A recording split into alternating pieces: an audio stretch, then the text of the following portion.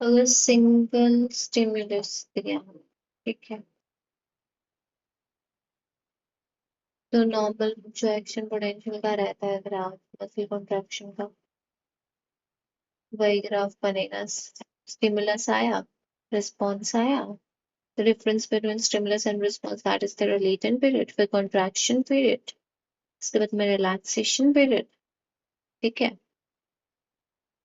contraction period यहाँ तक रहता है तेरा latent period के end से लेके peak contraction तक, इसके बाद में तेरा relaxation period start हो जाता है after contraction, ठीक है। इसके बाद में ये तेरा सिंगल मसल ट्विच जब होता है तो ये वाला होता है कि सिंगल स्टिमुलस दिया है हमने, ठीक है, सिंगल मसल ट्विच। इसके बाद में अगर मैंने फ्रीक्वेंसी बढ़ा दी, इंक्रीज फ्रीक्वेंसी ऑफ स्टिमुलस दिया मैंने, ठीक है, तो क्या होगा, इनकम्प्लीट टिटेनस होगी।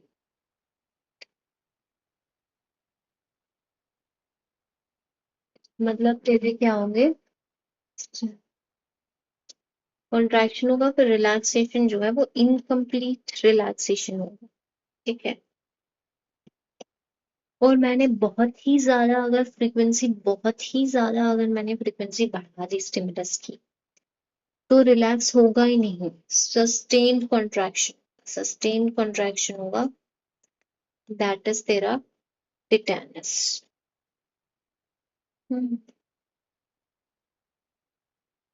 टिटेनस, ठीक है। क्यों होता है सस्टेन कॉन्ट्रैक्शन? सस्टेन कॉन्ट्रैक्शन होता है क्योंकि जो कैल्शियम जो है वो एक्यूमुलेट हो जाता है, कैल्शियम आयन एक्यूमुलेट्स हो जाते हैं। कैल्शियम आयन एक्यूमुलेट हो जाएंगे, इसमें क्या है, टिटेनस कौन कॉज कर सकता है, टिटेनोस्पाज्मिन। टिटेनोस्पाज्मिन एक टॉक्सिन रहता है, क्लोस्ट्रीडियम टिटेनाई रिलीज करती है टॉक्सिन कॉल्ड टिटेनोस्पाज्मिन, जिसमें यही स्पास्टिक कॉन्ट्रैक्टेड स्टेज होती है, बॉडी जो है वो बोल के जैसे बेंड हो जाती है, ओपिस्थोटोनस जिसको बोलते हैं, ओपिस्थोटोनस।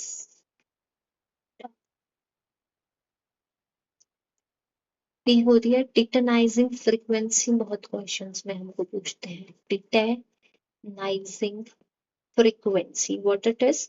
It is titannizing frequency is 1 upon contraction period. Contraction period. Titannizing frequency होती क्या है? The frequency at which complete tetanus is produced. Complete tetanus आता है जिस frequency में, that is the titannizing frequency. It is 1 upon contraction.